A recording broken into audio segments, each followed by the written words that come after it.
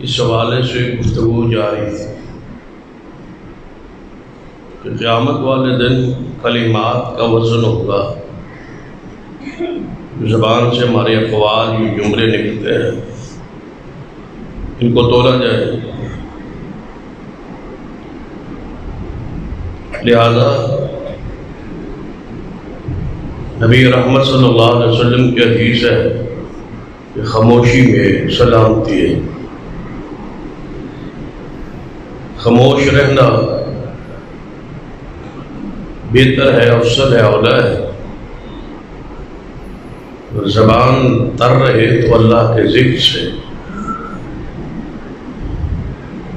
یا کم از کم جملہ بولتے وقت سوچنا چاہیے کہ میرا یہ جملہ جو میں کہہ رہا ہوں کیا قرآن و سنت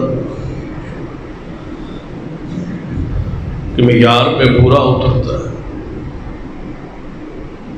یا یہ جملہ جو میں بول رہا ہوں اس کا تعلق کس کے ساتھ ہے، یہ کس کا بنایا ہوا، کس کا کہا ہوا جملہ ہے،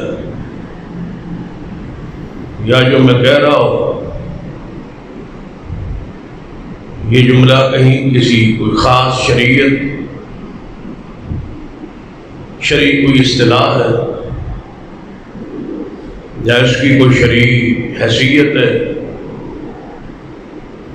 جس کو میں استعمال غلط کر رہا ہوں۔ کیونکہ نبی رحمت صلی اللہ علیہ وسلم کی حدیث ہے، بندہ اعمال کر کے جنت کے قریب ہو تو کوئی ایسا جملہ زبان سے کہتا ہے کہ اللہ وہاں سے اٹھا کے جہنم دے دے۔ جیسا ذکر ہوا کہ ایک شخص نے صرف اتنی بات کہی کہ اللہ تجھے معاف نہیں کرے گا، غصے میں جلال، تو اللہ نے اس کو پکڑ لیا اور جس کے بارے میں کہا جا رہا تھا اسے معاف کر دیا۔ اس واسطے ضروری ہے کہ تمام وہ جملے جو ہماری زبان میں عام طور پہ بولے جائیں، مومن کی حیثیت سے، مسلمان ہونے کے ناطے ان جملوں پہ ہمیں غور کرنا چاہیے کہ یہ جملہ درست بھی ہے یا نہیں، جو میں کہہ رہا ہوں یہ صحیح کہہ رہا ہوں یا غلط کہہ رہا ہوں، یا کسی اور مذہب اور فرقے کا یہ بنایا ہوا جملہ ہے، یا کسی اور بے دین شخص کا بنایا ہوا جملہ ہے جو میں کہہ رہا ہوں۔ اس پر قرآنی اور حدیثی دلائل گزشتہ جمعے بیان ہو جائے کہ کوئی بھی جملہ جس نے نبی علیہ السلام کے زمانے میں بولا ہے، نبی علیہ السلام نے اگر وہ جملہ وہ عمل پسند نہیں آیا تو آپ نے روکا ہے، ٹوکا ہے، منع کیا ہے اور اس کا متبادل جملہ سکھلایا ہے۔ یہ نہ کہو، یہ کہو۔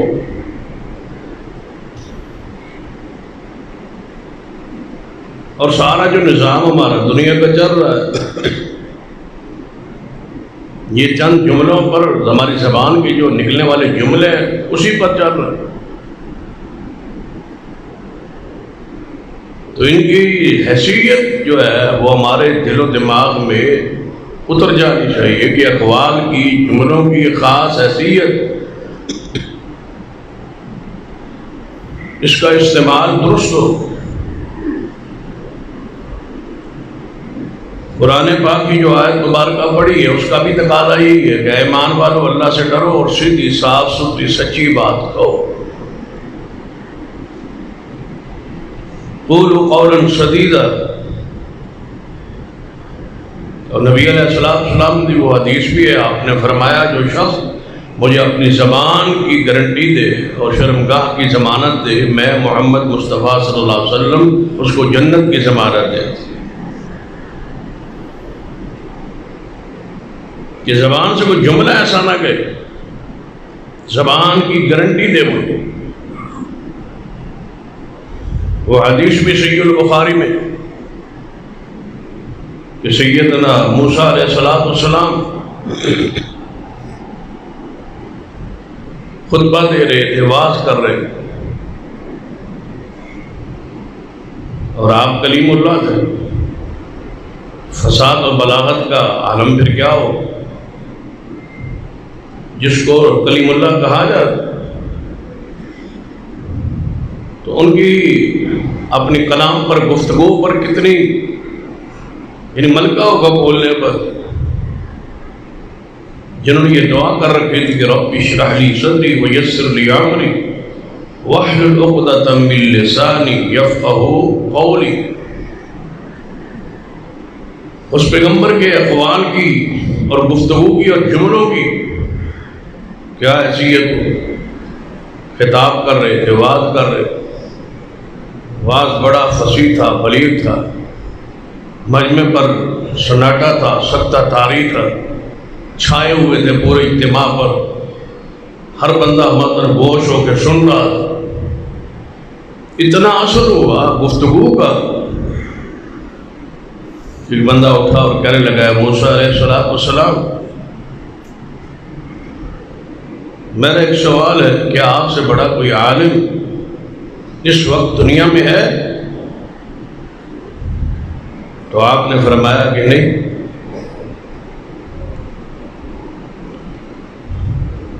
اس وقت مجھ سے بڑا عالم اس دنیا میں کوئی نہیں۔ یہ کون فرما رہے ہیں؟ موسیٰ علیہ السلام۔ ہم اپنے لیے غور کریں،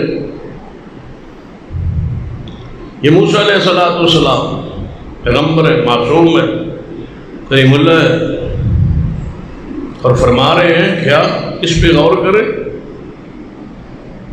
اور ہم اپنی زبان میں، اپنے الفاظ میں، اپنی گفتگو میں اور اپنے اشتہارات میں، اپنے جلسوں میں، اپنے پروگرامز میں، اپنے خطباء کے لیے، اپنے علماء کے لیے، اپنے شیوخ کے لیے جو الفاظ کا استعمال کرتے ہیں اس پہ ذرا غور کہ جو کہہ رہے ہیں ہم سچ کہہ رہے ہیں یہ جھوٹ کہہ رہے ہیں، یا جو تعریف کر رہے ہیں یہ منہ پہ تعریف ہو رہی ہے یا خلاف حقیقت بات ہو رہی ہے۔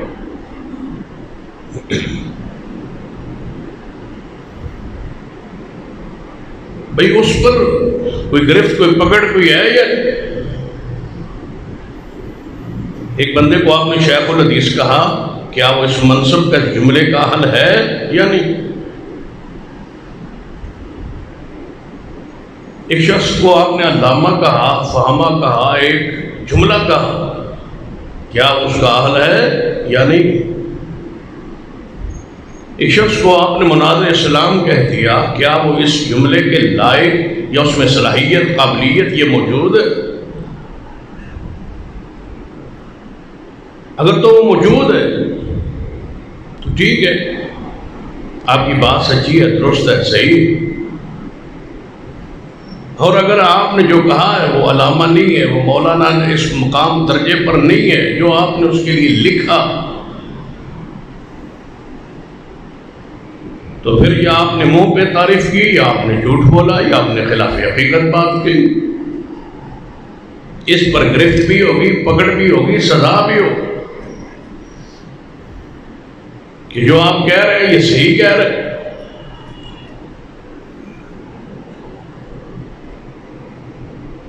جس کو آپ شیخ الاسلام کہہ رہے ہیں وہ شیخ الاسلام ہے، جس کو آپ جامع المعقول والمنقول کہہ رہے ہیں کیا وہ اسما واقعی ایسا ہے؟ اس کے القابات، جو جملے آپ اس کے نام کے ساتھ 10 15 لگا رہے ہیں، کیا وہ اس کا حقدار اور مصداق ہے؟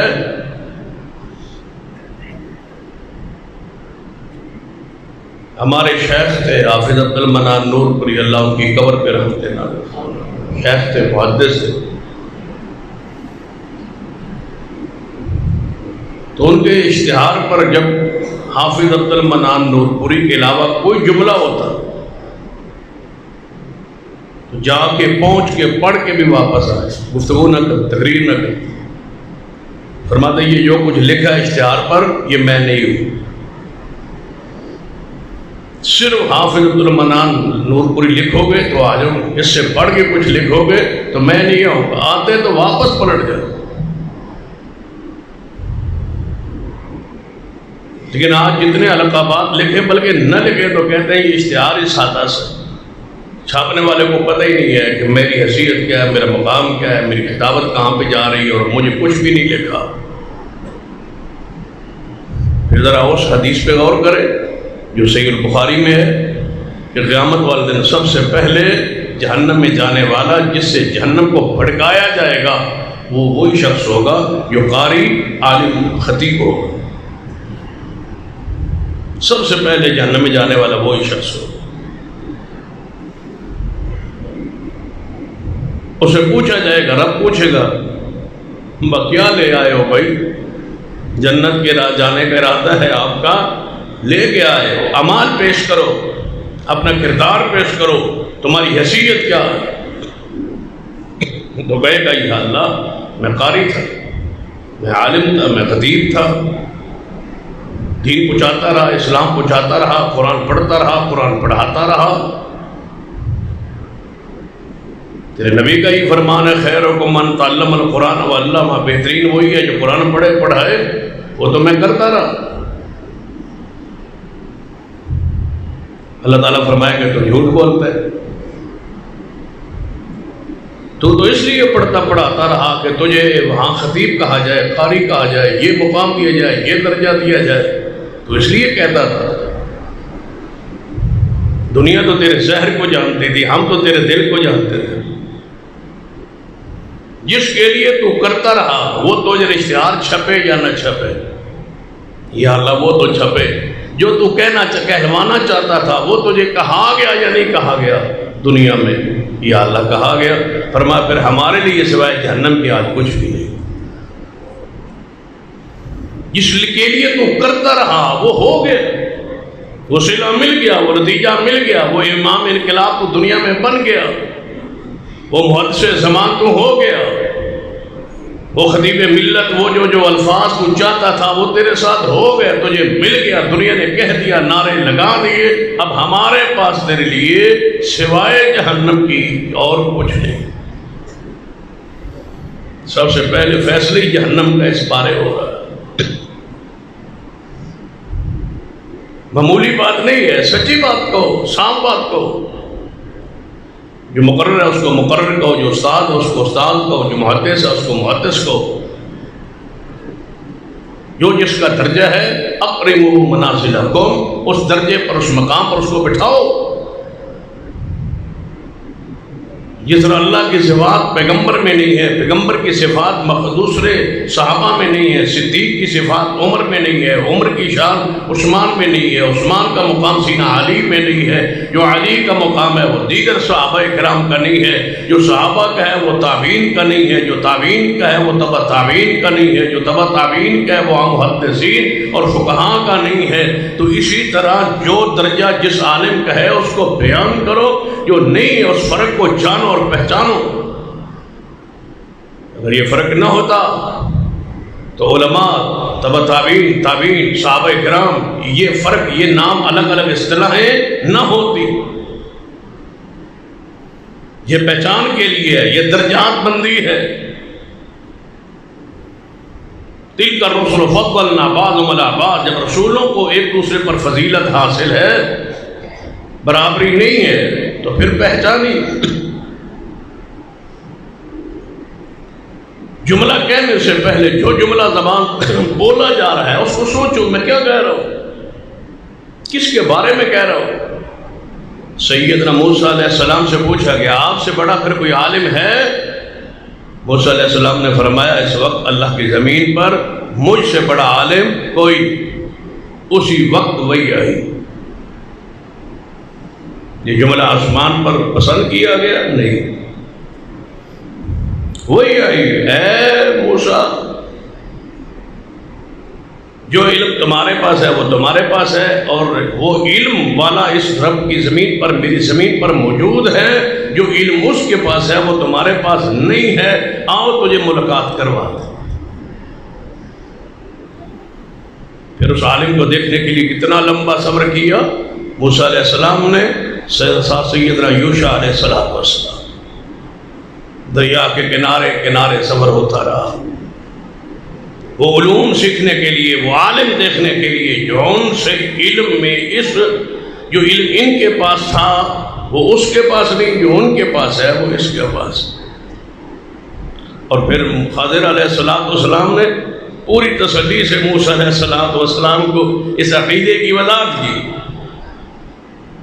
حدیث ہے صحیح البخاری، سرور کائنات محمد رسول اللہ صلی اللہ علیہ وسلم فرمایا جب موسیٰ علیہ السلام اور خضر علیہ السلام دونوں کشتی کے اندر سفر کر رہے تھے، کشتی پہ چڑھے تھے، قرآن بھی ہے سورۃ القاف میں، چڑھے تھے کشتی میں، سفر کر رہے ہیں، تو ایک چڑیا آئی، اس نے اپنی چونچ جو ہے وہ پانی سے بھری، جس طرح آپ دیکھتے ہیں نہروں میں، تالابوں میں یا دریاؤں کے کناروں پہ چڑیاں اڑتی ہوئی پانی لیتی ہیں، اڑتی ہیں، جھپٹی مارتی ہیں اور پانی کی چونچ بھر کے پھر آگے اڑ جاتی ہیں۔ چڑیا نے ایسے ہی کیا۔ خضر علیہ السلام نے فرمایا موسیٰ اس چڑیا کو دیکھا ہے؟ جی ہاں دیکھا ہے۔ فرمایا اس دے پانی لیڑ نال کوئی دریا دے پانی، کوئی سمندر دے پانی کمی ہوئی؟ فرمایا نہیں۔ تو فرمایا تیرا علم اور میرا علم اکٹھا بھی ہو جائے نا تو رب کے علم میں کوئی کمی نہیں۔ یہ جملہ کہ مجھ سے بڑا عالم کوئی نہیں یہ نہ کہا کرے، ہر عالم سے بڑا عالم کوئی نہ کوئی رب کی زمین پہ موجود ہوتا ہے۔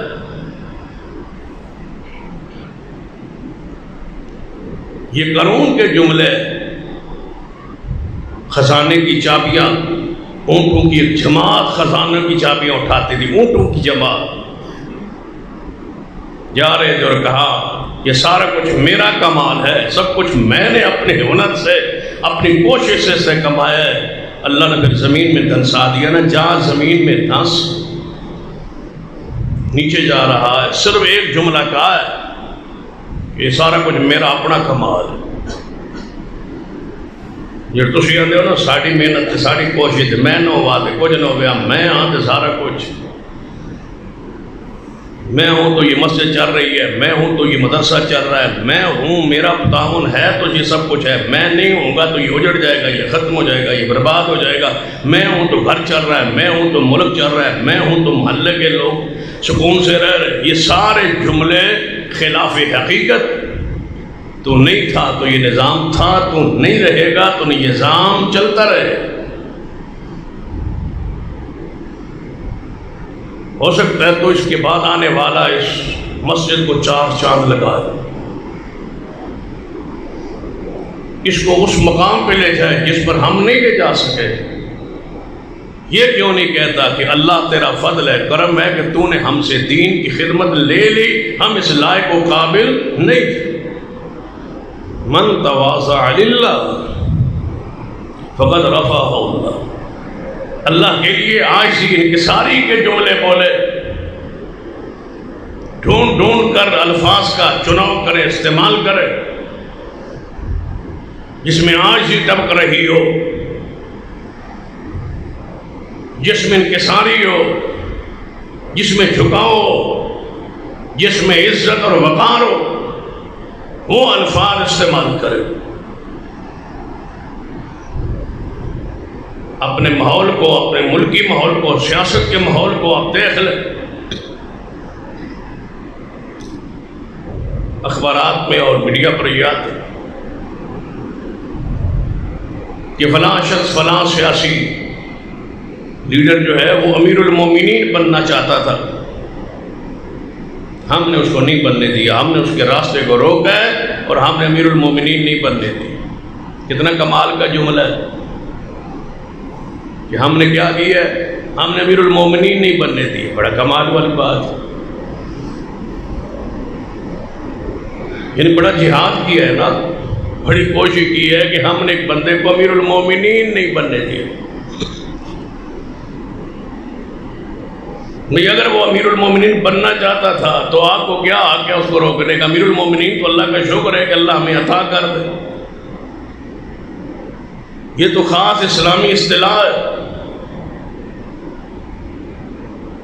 آپ نے کون سا مارکا مارا ہے کہ اس کو امیر المومنین نہیں بننے دیا؟ ہم نے نہیں بنا، ہم رکاوٹ بن کے امیر المومنین نہیں بننے دیا۔ بڑی بات، اگر وہ بننا چاہتا ہے تو تم نے روکا کیوں؟ اگر روکا ہے تو تم نے کون سا خیر کا کام کیا ہے؟ جانتے ہو یہ اصطلاح کس کے لیے تھی؟ جانتے ہو امیر المومنین کون ہوتا؟ تم تو یہ تصور دے رہے ہو نا کہ امیر المومنین اگر فلاں سیاسی لیڈر بن جاتا، ہم نے اس کا راستہ روکا ہے، تو وہ مطلق العنان ہوتا، وہ عامر ہوتا، وہ جو مرضی وہ کرتا۔ کیا تصور دے رہے ہو اس قوم کو، اس تاریخ اسلام کو کہ امیر المومنین ایسے ہوا کرتے تھے؟ کون تھا سب سے پہلے رب کی زمین پر امیر المومنین جسے کہا گیا؟ وہ سید عمر فاروق رضی اللہ عنہ۔ بتاؤ، وہ عامر تھے، وہ مطلق العنان تھے، نعوذ باللہ وہ فیصلے اپنی مرضی سے کرتے تھے۔ یہ تو صحابہ کرام بیٹھے ہیں کہ محمد رسول اللہ صلی اللہ علیہ وسلم کے بعد ہم خلیفۃ رسول کہتے تھے۔ کس کو؟ ابو بکر صدیق کو خلیفۃ رسول، رسول اللہ کا نائب، رسول اللہ کے بعد میں آنے والی شخصیت سیدنا ابو بکر۔ اب جو سیدنا عمر ہے، کیا یہ خلیفۃ رسول ہے؟ کیا ان کو بھی یہی کہا جائے؟ آئے تو یہ صدیق کے بعد ہے۔ کوئی ایسا لقب، کوئی ایسی الفاظ چناؤ ہو، یہ کس پر ہم پھر خلیفۃ رسول بولیں گے؟ خلیفۃ تو صدیق تھا جو رسول اللہ کے بعد تھا، وہ تو خلیفۃ رسول ٹھہرے۔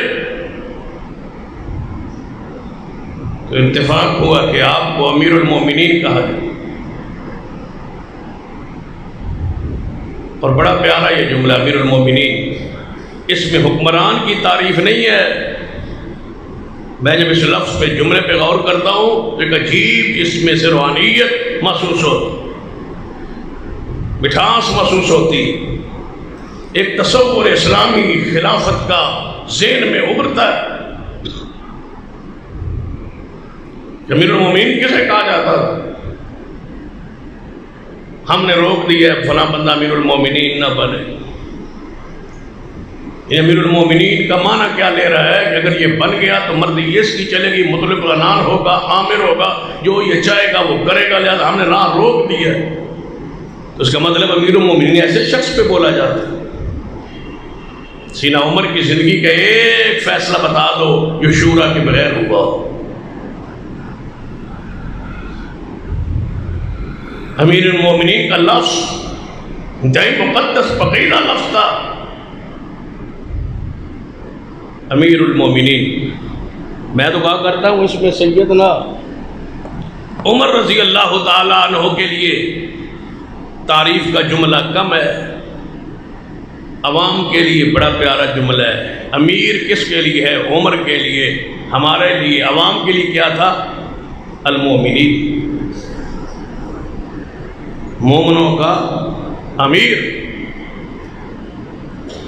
یہ وہ امیر ہے جنہیں قرآن کہہ رہا ہے یا ایھا الذین آمنوا اطیعوا اللہ واطیعوا الرسول واولی الامر منکم فإن تنازعتم فی شیء فردوہ الی اللہ والرسول ان کنتم تؤمنون باللہ والیوم الآخر ذالک خیر واحسن تأویلا۔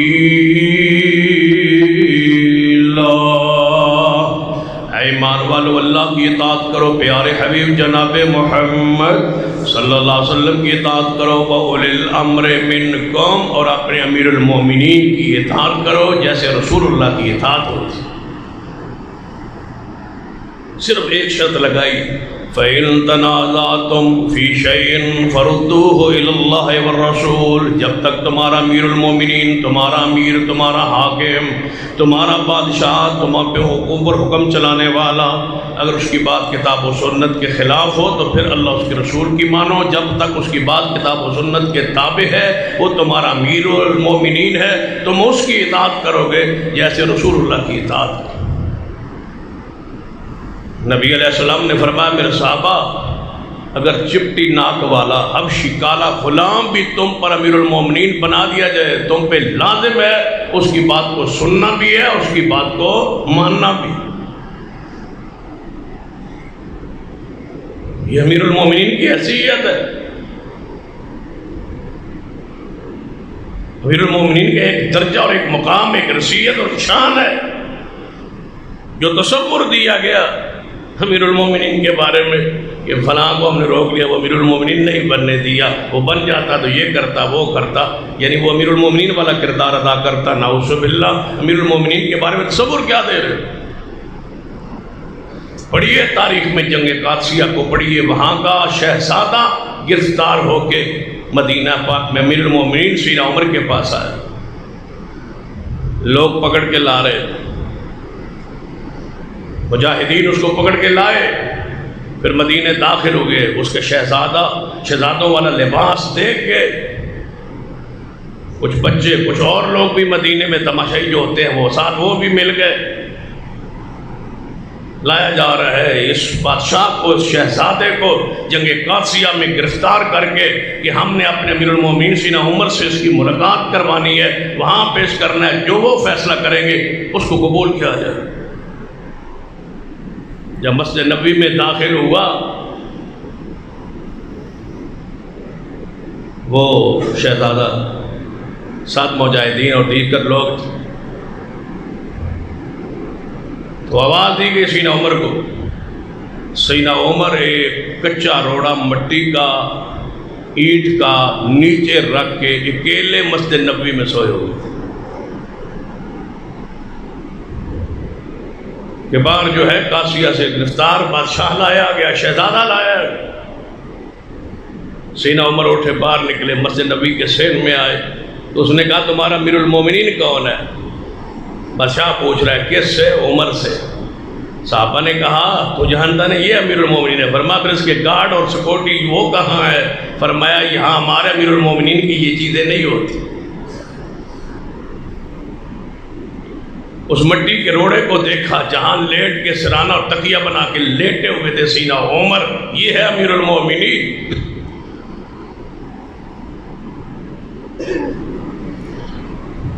غیر ایک آدمی کو امیر المومنین کہہ کے اس کو روکا جا رہا ہے کہ نہیں اس کو امیر المومنین نہیں بننے دینا، یہ مرضی کرے۔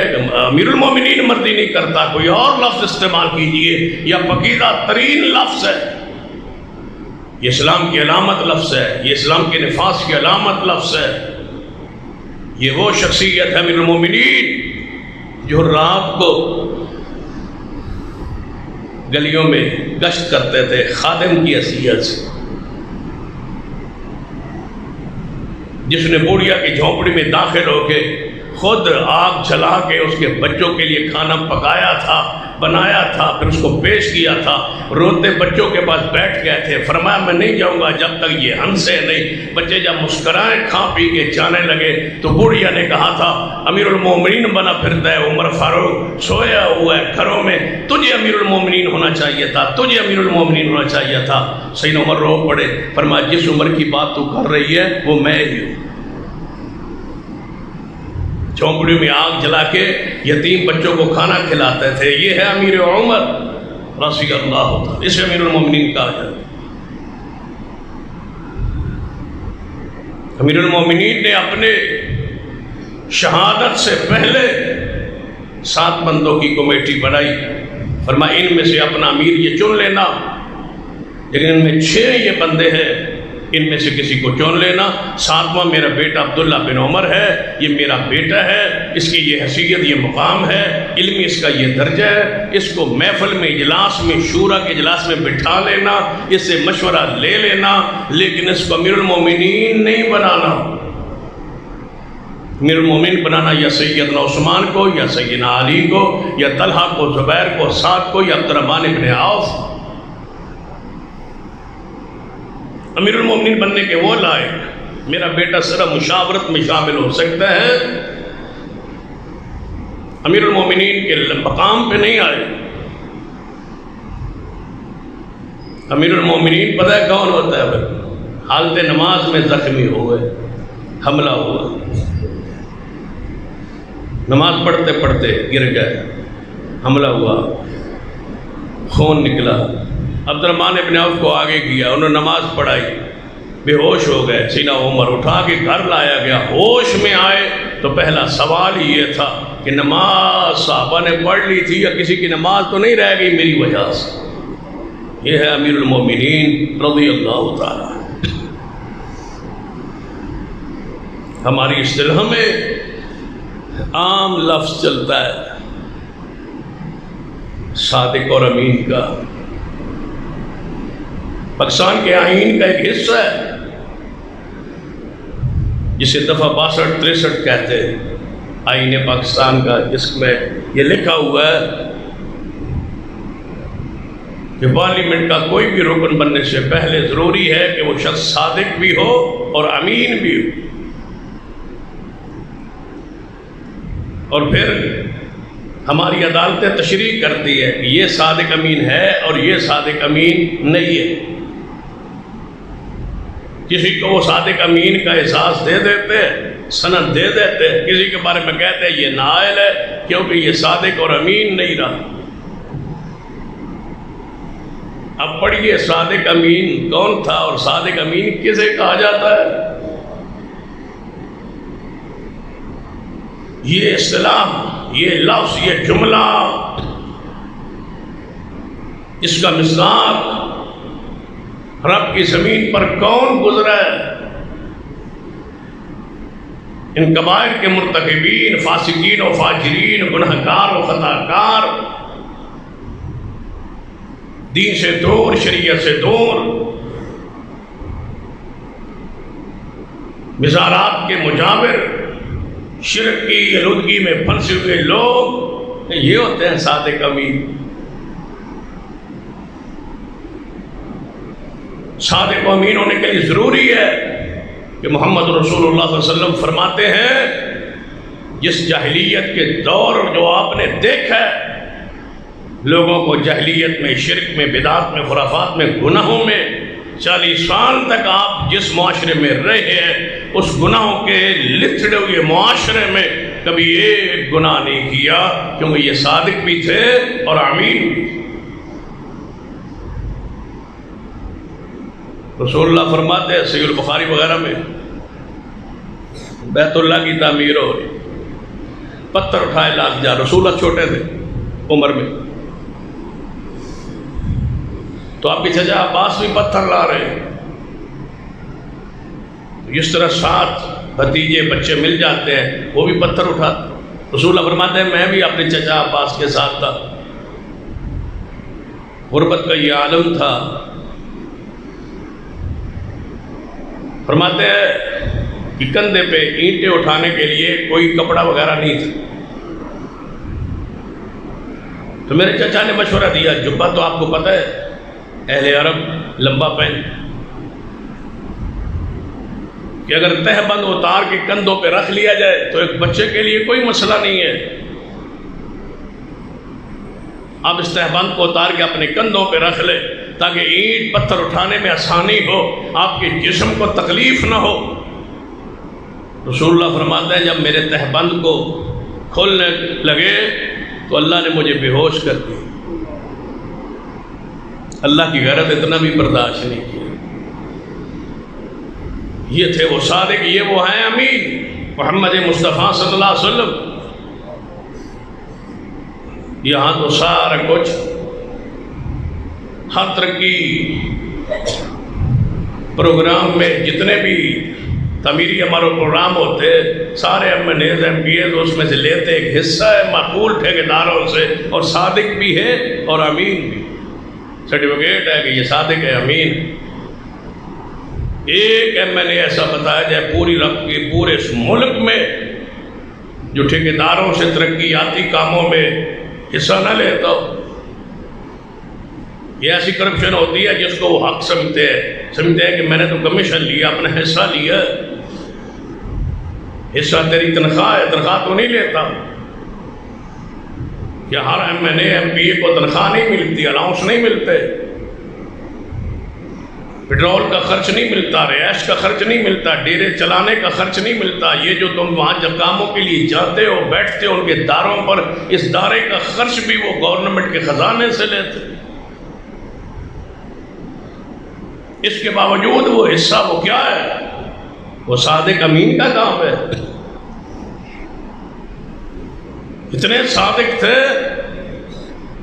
بخاری و مسلم میں حدیث ہے وَأَنذِرْ عَشِيرَتَكَ الْأَقْرَبِينَ، جب یہ آیت نازل ہوئی اپنے قریبی رشتہ داروں کو ڈراؤ، تو سرور کائنات جناب محمد صلی اللہ علیہ وسلم کوئی صفا پہ چڑھے، آواز ماری ہے قریش، اے بنی عدی، اے بنی کعب، قبائل کو مختلف نام لے لے کے بلایا، پکارا، وہ سارے آئے، اکٹھے ہو گئے۔ جو نہیں آ سکتا تھا اس نے اپنا ترجمان یا اپنا قاصد بھیج دیا۔ رسول اللہ نے فرمایا اگر میں تجھے کہوں کہ پہاڑی کے پیچھے سے ایک لشکر آ رہا ہے اور تم پہ حملہ آور ہونے والا ہے، مان جاؤ گے؟ تو سب نے کیا کہا تھا؟ کیوں نہیں مانیں گے؟ اس لیے کہ آپ نے کبھی جھوٹ نہیں بولا۔ تو پھر فرمایا اگر یہ مان لو گے، حالانکہ کوئی چانس نہیں ہے کہ آپ پہ کوئی اس پہاڑی کے پیچھے سے حملہ آور ہو، لیکن میں کہہ دوں تو مان جاؤ گے، لہذا میں کہتا ہوں کہ اللہ نے مجھے نبی بنایا ہے تو میری بات مان لو، جب میں صادق ہوں، امین ہوں، تو میری بات مانو۔ سیرت پڑھی، امانتیں ساری کفار کی، باوجود مخالفت کے، لڑائی کے، جھگڑے کے، سارا کچھ تھا، لیکن امانتیں پھر بھی محمد مصطفیٰ کے پاس۔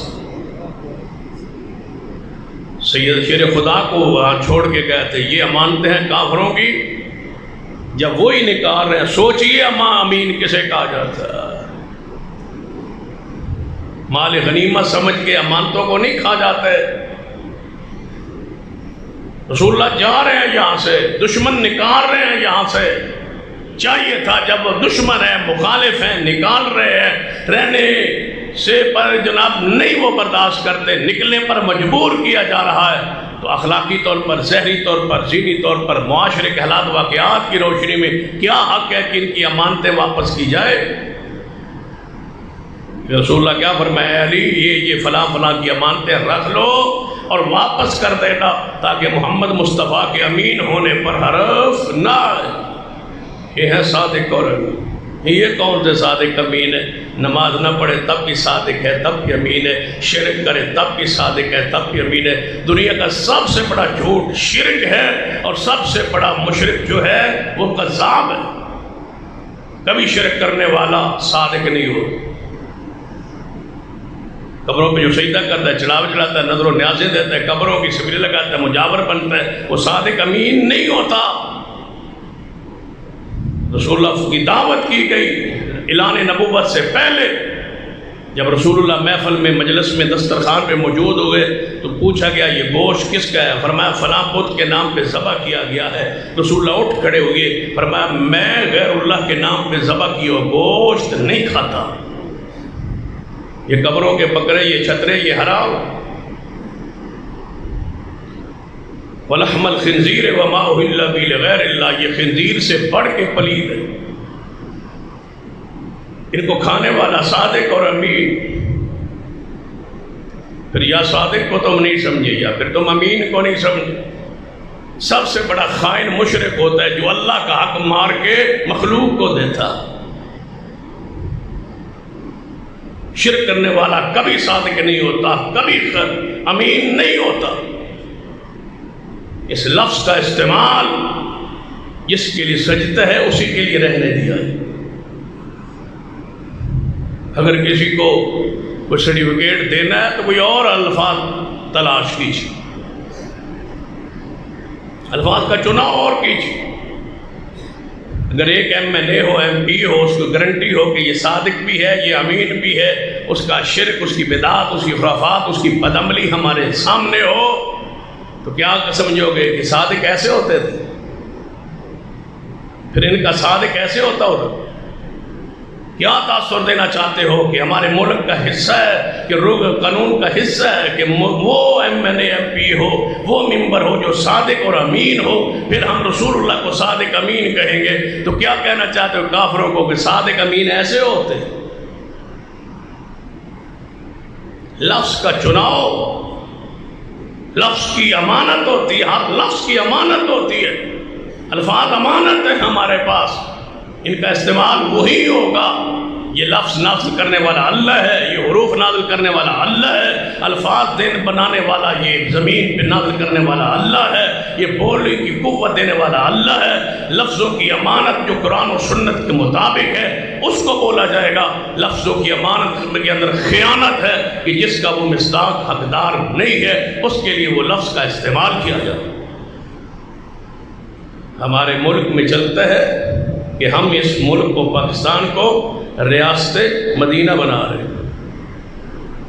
آؤ ذرا ریاست مدینہ کی طرف۔ یہ ریاست مدینہ کس نے بنائی تھی؟ محمد رسول اللہ۔ رسول اللہ کے بعد پھر کون تھے؟ ابو بکر، پھر ابو بکر کے بعد عمر، عمر کے بعد عثمان، عثمان کے بعد علی، علی کے بعد سیدنا حسن، حسن کے بعد سیدنا امیر معاویہ رضوان اللہ علیہ مجمعین۔ یہ شخصیات جنہوں نے تصور دی ہے ریاست مدینہ کا۔ اب 1400 سال بعد، 1450 سال بعد ہمارا حکمران پاکستان کو ریاست مدینہ بنانا چاہتا۔ بڑا پیارا جملہ ہے، بڑا اچھا جملہ ہے کہ ہم پاکستان کو مدینہ کے طرز پہ بنائے، ریاست مدینہ بنائے۔ ریاست مدینہ بنائے گا کون؟ کہتے ہیں جی ہم بنائیں گے۔ جب جیسے تم ہو، یعنی تم بناؤ گے مدینہ، پاکستان کو ریاست مدینہ۔ مدینے کی ریاست بنانے کے لیے اللہ نے جس کا انتخاب کیا وہ محمد مصطفیٰ تھے، پھر صدیق، عمر، عثمان و علی تھے۔ ذرا اپنی صورت، اپنی شکل پیش کرو صدیق، عمر، عثمان و علی پر۔ ریاست مدینہ بنانے والی کرسی پر بیٹھنے والے ایسے تھے جیسے تم ہو۔ جب تم ریاست مدینہ کے والی جیسی صورت ہی نہیں ہے، کیا بناؤ گے ریاست مدینہ؟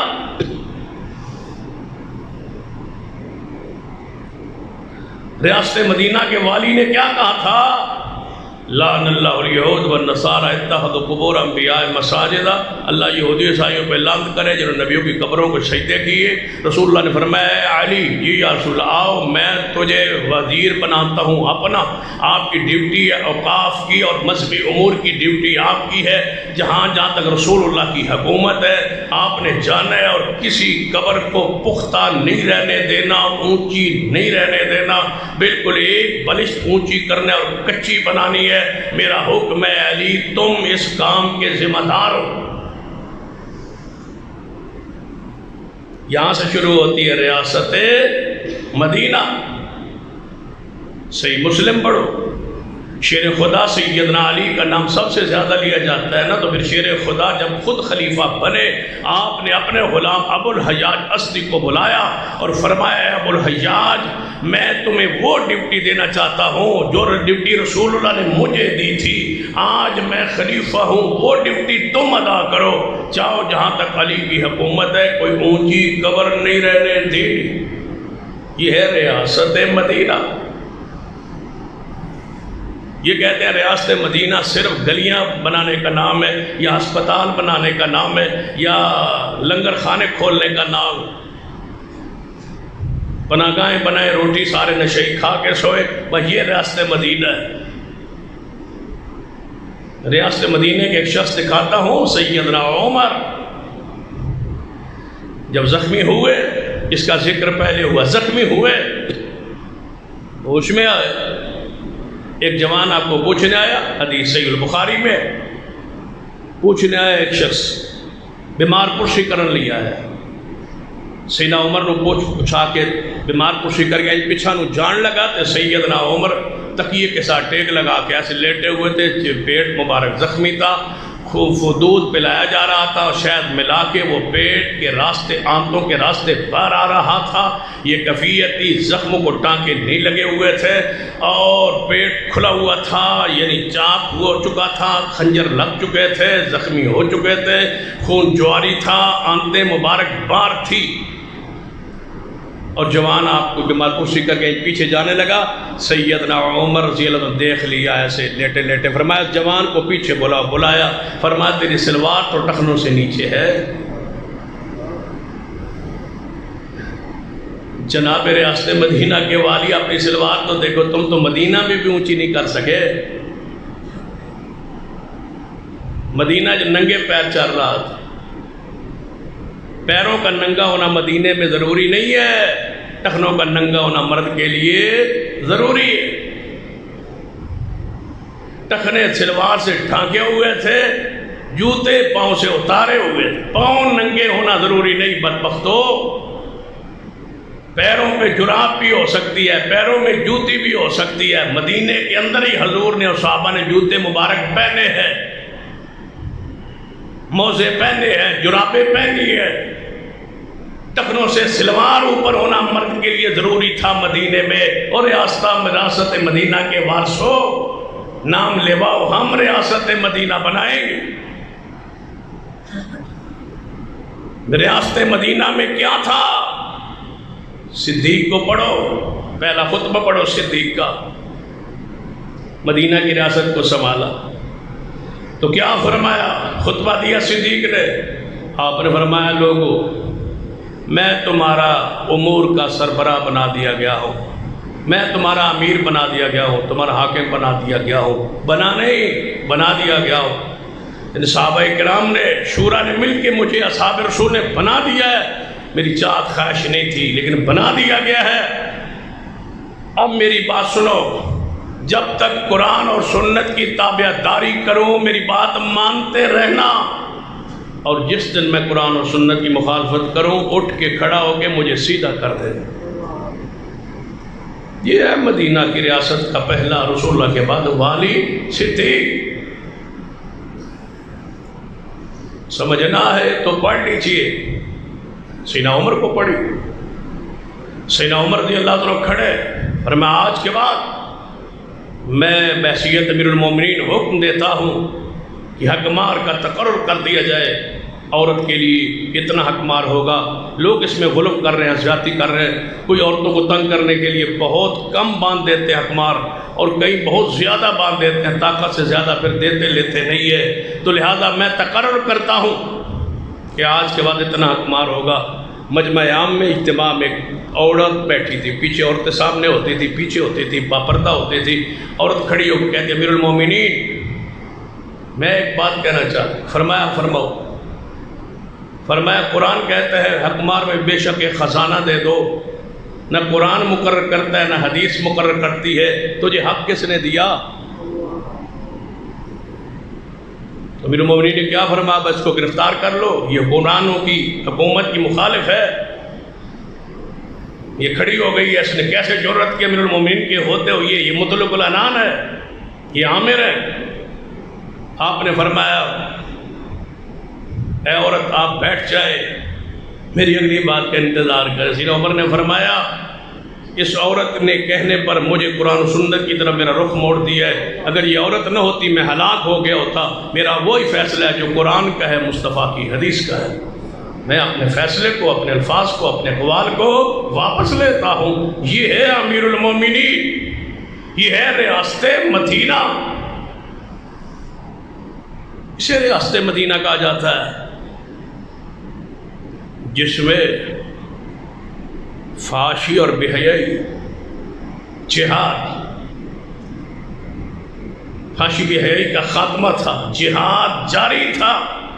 جس مدینہ کی ریاست میں جہاد نہ ہو، کشمیر کی کیفیت، فلسطین کی حالت کیفیت، پاکستان ریاست مدینہ ہے، فوج ہے، ادارے ہے، اسلحہ ہے، سب کچھ موجود ہے، مسلمان پیس رہے، مر رہے، سارے اسلامی ممالک مل کے بھی ایک فوج بنا کے وہاں اتار نہیں سکتے۔ یہ ہے ریاست مدینہ۔ رسول اللہ گھر بیٹھے تھے، کسی یہودیہ عورت کا دوپٹہ اتار دیا، گلی میں کسی نے اس کو چھیڑ چھاڑی کی اور اس کا دوپٹہ اتار دیا، کپڑے نوچے، تو اس عورت نے پتا کیا کہا؟ یہودیہ تھی۔ تو اس نے پھر کہتے یہودی نے آواز نہیں ماری، انہوں پتا تھا یہودی کیسے ہے۔ وہاں عورت نے پتا گلی میں کہا یا محمدہ، اے محمد کہاں ہو تم؟ تمہاری ریاست مدینہ میں، تمہارے اس ملک میں، تمہاری اس ریاست میں ایک یہودیہ عورت کی عزت کو نوچا جا رہا ہے۔ رسول اللہ میں غواص جب پہنچی تھی، بتلایا گیا تھا، باہر نکل آئے تھے اور فرمایا ان یہودیوں کا کلا کما کریں گے۔ محمد کی یہ یہودیہ عورت جو ہے یہ بیٹی سانجی ہوتی ہے، یہ محمد کی بیٹی ہے۔ یہ ہے ریاست مدینہ۔ فحاشی اور بے حیائی کا خاتمہ تھا۔ رسول اللہ نے فرمایا تھا عورتیں پردے میں آئیں نماز کے لیے۔ بتاؤ یہ نماز کے لیے پردے کی ضرورت کیا تھی؟ فرمایا اعتکاف کے لیے عورتیں الگ اپنا خیمہ بنائیں تاکہ بے حیائی نہ پھیلے، راستے الگ مقرر کیے، دروازے الگ مقرر کیے رسول اللہ نے عورتوں کے، تاکہ اختلاط نہ ہو۔ اور یہاں ریاست مدینہ کی وہ جو آگے بننے والی ہے، یہ تو بنائے گا یا نہیں بنائے گا اس کے بعد جس کو تیار کیا جا رہا ہے ملالہ کو، جس نے اس کے بعد آ کے ملک کو سنبھالنا ہے۔ یا اللہ ایسا وقت ہمارے ملک پہ نہ ہے۔ اس نے تو حد ہی تو جناب ساری کراس کر گئی ہے۔ وہ کہتی ہے شادی کی ضرورت کیا ہے، نکاح کی ضرورت کیا ہے، جس بندے کو مرضی پارٹنر بنا پارٹنر رکھیں، پھر جدو دل کرے کاروبار وکھرا وکھرا کر لو، پھر کسی اور نال پارٹنرشپ کر لو، پھر ادھر رج جاؤ تو پھر کسی اور نال پارٹنرشپ کر لو۔ بے حیائی کی انتہا ہے، نہ قانون حرکت میں آتا ہے۔ دفعہ 62-63 بھی موجود ہے، صادق امین ہونا چاہیے، اور ملک میں فحاشی اور بے حیائی کا عالم یہ ہے، اور ریاست مدینہ بن رہی مجال ہے کوئی قانون حرکت میں؟ بھلا اداروں کے خلاف بات کرے گا، فوج کے خلاف کوئی بات کرے گا، وزیر اعظم کے خلاف کوئی بات کرے گا، دیکھتے ہیں دوسرے دن وہ نظر ہی نہیں آئے گا۔ لیکن دین کے خلاف، رسول اللہ کے خلاف، دین کے خلاف، شریعت کے خلاف ریاست مدینہ کے دعوے داروں کے دور میں کہا جا رہا ہے کہ نکاح کی ضرورت نہیں ہے، جس مرضی بندے کو اپنے ساتھ رکھ لیں، جو ایسی پیدا ہوئی ہو اس کی حالت کیفیت پھر ایسی ہونی ہے۔ یہ پارٹنر کا ہی نتیجہ ہے جو تم سامنے۔ یہ جملے یہ کسے جا رہے شریعت کے خلاف، ریاست مدینہ۔ اچھا مجھے تکلیف اس جملے سے اس وجہ سے ہوتی ہے کہ جب کافر سنیں گے پاکستان بن گئی ہے ریاست مدینہ، پھر جب یہاں سنتے ہوں گے روزانہ کے ہاتھ سے، ٹرینوں کے ہاتھ سے روزانہ کے بچوں کا قتل، زنا، فحاشی، بے حیائی، یہ گندی عورتوں کے یہ گندے الفاظ، یہ عورتوں کا مارچ، تو وہ کہتے ہوں گے ریاست مدینہ بھی پھر ایسی ہی ہوگی بنا جو رہے۔ وہ تھے نا جنرل ضیاء، اور ادھر تھے علامہ احسان علی شہید رحمۃ اللہ۔ تو علامہ صاحب فرمایا کرتے میری اس سے ملاقات ہو، سعودی عرب کے یہ دورے پر تھا، میں بھی سعودی عرب میں تھا، تو وہاں جن کے یہ مہمان تھے میں بھی مہمان تھے، اکٹھے ہو۔ یہ اس وقت جنرل تھے، پاکستان کے جناب حکمران تھے۔ کہتا ہے ضیاء الحق میرے قریبہ، کہتا ہے علامہ احسان علی صاحب رحمۃ اللہ، علامہ صاحب آپ میری مخالفت کیوں کرتے؟ چلو بھٹو گزر گیا، وہ اسلام کا نام بھی نہیں لیتا تھا، میں اس سے تو بہتر ہوں، میں نام تو لیتا ہوں، آپ میری مخالفت کیوں؟ علامہ صاحب نے فرمایا تو اسلام کا نام لینا چھوڑ دے منافق، میں تیری مخالفت چھوڑ دوں۔ وہ نام نہیں لیتا تھا تو وہ کرتا بھی نہیں تھا، تو نام لے کے اسلام کو بدنام کرتا ہے۔ زنا کے خلاف قانون موجود ہے کہ اس ملک میں زنا کرنے والے کی یہ سزا ہے، اور ساتھ ہی تم نے چکلے اور فحاشی کے اڈے کھولے ہوئے ہیں۔ اور پھر کہا کرتے تھے، وہ شیخ سعدی کے الفاظ بیان کرتے تھے کہ شیخ سعدی نے کہا اپنی کتاب میں یہ کہانی لکھی، خیالاتی تصور، کہ میں ایک بستی سے گزرا تو بستی کے جو کتے تھے وہ سارے مجھے پڑ گئے، میرے پیچھے پیچھے کتے، میں آگے آگے، میں جلدی سے زمین پہ جھکا کے پتھر اٹھاؤں اور ان کتوں کو ماروں تاکہ یہ پیچھے بھاگ جائے۔ فرمایا جب میں نے نیچے ہاتھ کیا تو پتھر نے زمین کا ساتھ دینا چھوڑ دیا، یا ساتھ چھوڑنے سے انکار کر دیا، وہ پتھر میرے ہاتھ میں نہیں آیا، اکھڑا نہیں ہے، وہ جمع ہوا تھا، زمین کے اندر تھا۔ تو کہنے لگے شیخ سعدی یا اللہ تیری کیسے بستی ہے، کتے کھلے ہوئے اور پتھر بندھے ہوئے۔ پتھر باندھے ہوئے اور کتے کھولے ہوئے، قانون موجود ہے اور زنا کے اڈے موجود ہے۔ ادھر قانون ہے جو زنا کر اس کی یہ سزا ہے، ادھر بدکاری کے اڈے میں فحاشی میں چکلے میں چلے جاؤ تو زنا کا لسنس موجود ہے۔ یہ کیسی ریاست مدینہ، یہ کیسا اسلام کا نام؟ یہ کوئی جملہ ایک ہے، اس پر تو بہت سارے ایسے جملے ہیں جو کتاب و سنت سے بالکل ہٹے ہوئے، عقیدے کے خلاف، قرآن کے خلاف، دین کے خلاف، حدیث کے خلاف، تاریخ اسلام کے خلاف، تاریخ اسلام کو مسخ کر دینے والے جو کیا ہم پیش کر سکتے ہیں کہ ریاست مدینہ اگر یہ ہے جو بنائی جا رہی ہے تو پھر ریاست مدینہ بھی وہ نعوذ باللہ ایسی ہوگی؟ اس کو بنانے والے کا کردار، صورت پہلے بنائی، صورت بنانے کے بعد شرک سے خاتمہ شروع کیجئے، پھر جا کے قوم کو کہیے کرپشن بعد میں ہے، پہلے شرک کا خاتمہ ہے۔ شرک کے تم خود دعوے دار ہو اور کرنے والے ہو اور کہتے ہو ریاست مدینہ۔ مدینہ کی ریاست میں کوئی مزار نہیں تھا، کوئی دربار نہیں تھا، کوئی سالانہ عرس نہیں تھا، کوئی میلہ نہیں تھا۔ کوئی ہے تو پیش کیجئے، نہیں ہے تو پھر مانیے کہ ہم اس کو ریاست مدینہ نہیں بنا رہے بلکہ شرکستان بنا رہے، شرک کے اڈے کھولے جا رہے، صوفیوں کے لیے ریسرچ سینٹر کھولے جا رہے، اسلام دین شریعت سے امت کو دور کیا جا رہا ہے، مدارس مساجد کو تنگ کیا جا رہا ہے۔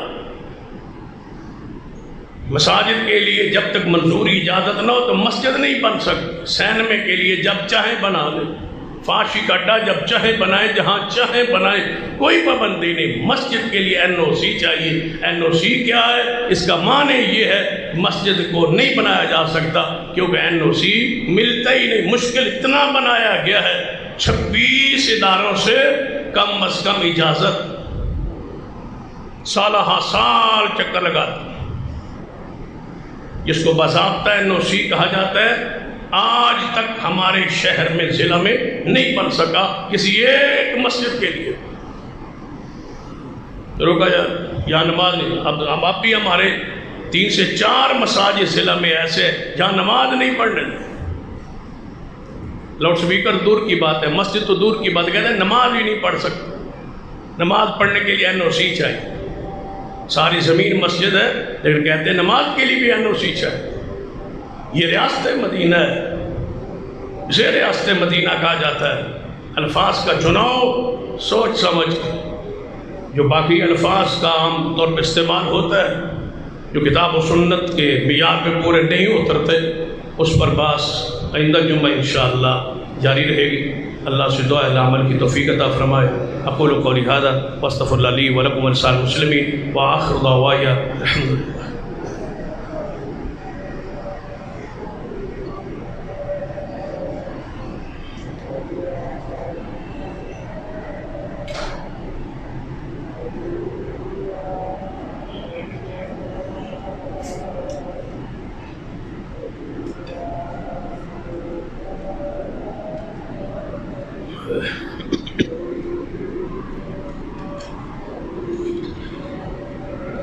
حضرات، جیسا کہ پہلے بھی کئی مرتبہ اعلان ہوگا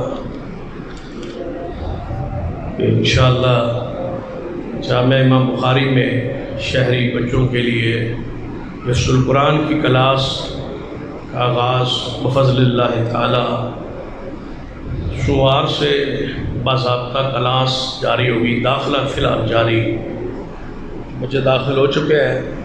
باقی اب آپ سے گزارش کہ شہری بچوں کی الگ کلاس جامعہ کی عمارت میں داخلہ جاری ہے۔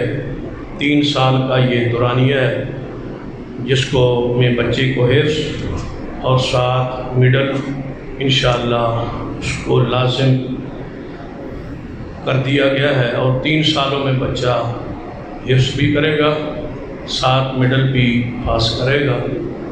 تو اس کے لیے گزارش ہے کہ جو والدین پریشان تھے اور جن کا یہ چاہت اور مطالبہ تھا کہ شہری بچوں کے لیے کلاس، اقامتی بیرونی طلباء، ہاسٹل والے طلباء تو الگ موجود ہے، شہری بچے جو آئیں اور عصر تک یہاں پڑھیں اور پھر واپس چلے جائیں، ان کو انشاءاللہ تمام طور سہولیات کے ساتھ ان کی کلاس میں داخلہ جاری ہو چکا ہے۔ محترم پروفیسر عثمان صاحب جامعہ کے دفتر میں موجود ہوتے ہیں۔ آپ سے گزارش ہے کہ آپ وہاں بچوں کو بھیجیں، اور تاکہ آپ کے بچے آپ کے چاہت اور سوچ کے مطابق ماحول میں پڑھ کے وہ قرآن پاک کی اس دولت اپنے ذہنوں میں سمیٹے، محفوظ کرے۔ اللہ مجھے اور آپ کو توفیق عطا فرمائے۔ دوسری گزارش، وہ ساتھی جنہوں نے جامعہ کے ساتھ تعاون کا ماہ رمضان المبارک میں وعدہ کیا یا رسیدیں جن کو بھیجی گئی کٹوائی جنہوں نے رسیدیں، ان سے گزارش ہے کہ وہ اپنا فنڈ جمع کروائیں تاکہ ہم تعمیر کا کام جو ہے اس کو شروع کرا سکیں۔